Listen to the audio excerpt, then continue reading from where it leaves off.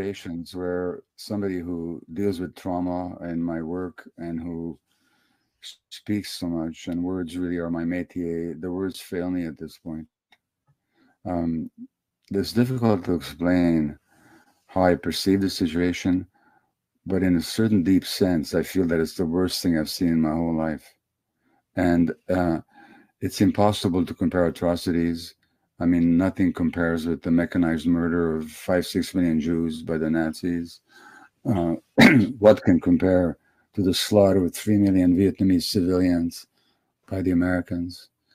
The many murders and mass killings that are not even reported in the Western press, such as the Indonesian genocide in East Timor, such as the killing of 100,000 Guatemalan indigenous people in the 1990s by the American and Israeli trained brutal military in that country.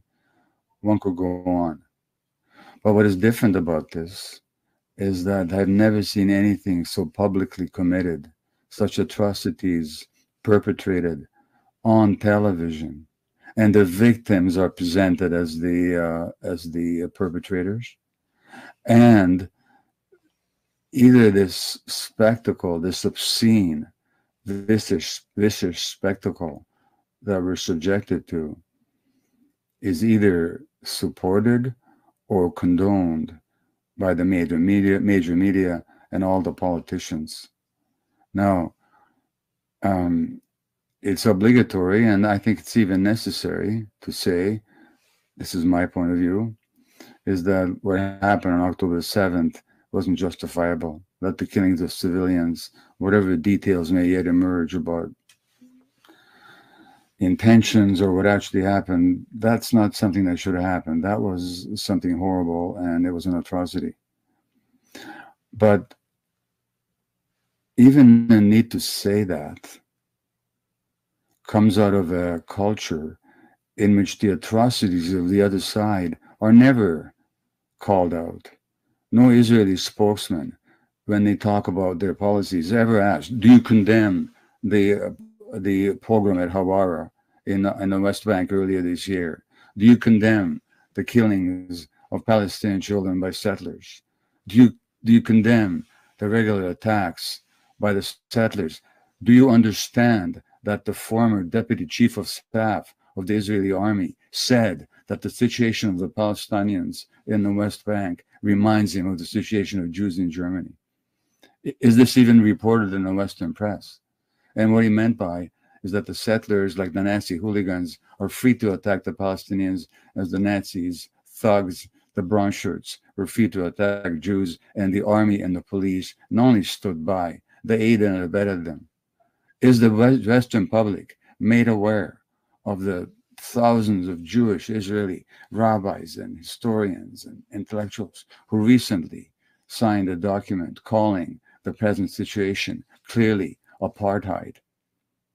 Are you aware that the former head of Mossad has said that the situation of the Palestinians under the occupation is apartheid? And so when anybody is asked to speak about perpetrations on the Palestinian side, they're immediately asked to condemn and to denounce and to reject. And yet the daily suffering, crucifixion of the Palestinian people, and including and especially the people in Gaza, nobody's ever called to task. Nobody's ever questioned. And these smooth-faced liars in the Israeli army who would give lessons to Goebbels, Joseph Goebbels, who are masters of propaganda, like Goebbels never was. They're allowed to get away with it. Now, I'm speaking emotionally now. It's not helpful sometimes to speak emotionally because people get repelled by the anger or by the outrage that one generates. I understand the grief on both sides. I understand the sorrow. I've had communication from Israeli friends who are actually sympathetic to the Palestinian side, who are just in fear, who are full of thoughts of revenge. I get that. I understand it. But surely in this situation, whoever you are, whichever your side you're on, you got to get past your feelings.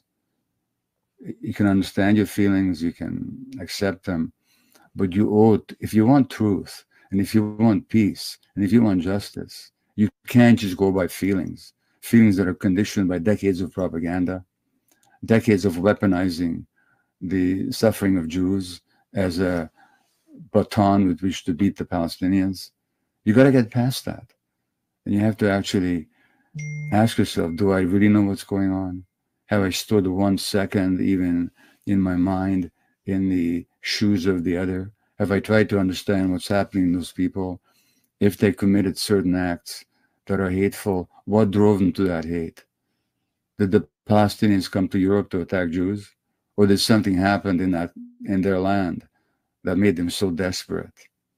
And finally, I'll only say that what happened there is not a secret. It's been documented. It's been written up by Israeli historians. I could name 5 of them right off the bat: Tom Segev, um, uh, Simha Flapan, Ilan Pape, um, many others by Israeli journalists. None of this is even vaguely controversial from the historical point of view. And the fact that we live in such a bubble, and this bubble is created by the same Western press that brought us the Iraq War and the weapons of mass destruction, and yes, the Kuwaiti incubator children, leading to the death of 500,000 Iraqi civilians. The same Western press that brought us the Vietnam War. When Martin Luther King spoke out against the Vietnam War, do you remember what the New York Times said? New York Times said, this time he crossed over the line. It's that same press. You might want to ask yourself, why are there so either passive or enthusiastic cheerleaders for this genocide? Are you really going to trust them? Are you going to try and find out for yourself? So, yes, I'm speaking with a lot of emotion now. I did give it into you an extensive one, a longer one, not so emotionally laden as these words have been now. But in light of the latest news from Gaza with apparently the cell phones, the internet being cut off, and the bombings being escalated, you know what? I'm upset. I'm really upset. I have a lot of feelings of pain. I know what happened to my own people. Nothing that happened to us in any way justifies what's going on right now.